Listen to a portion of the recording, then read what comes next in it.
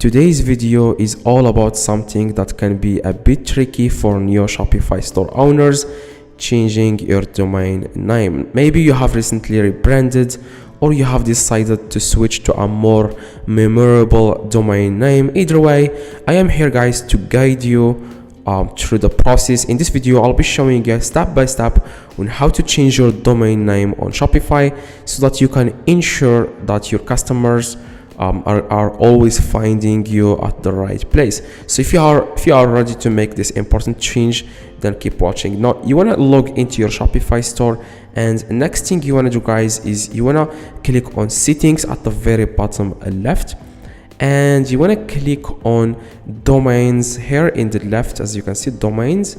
Now you can either buy a new domain or connect existing domain, or you can use the domain that is already on your Shopify. You don't have to pay for it because everyone has myshopify.com in the top. As you can see, this is my domain name, and I can change it without buying a domain name or without having a domain name.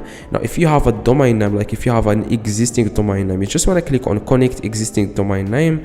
If you want to buy it, click on buy new domain name. But if you want to use Shopify domain name, click on change to a new myshopify.com domain, and here you can add any domain you want, for example, and then you can then click on add domain name. As you can see, this is my old domain name in the top. Now after I click on add domain, it's going to be changed. Okay, now after you reload the page, the domain name will be changed to a new domain. As you can see,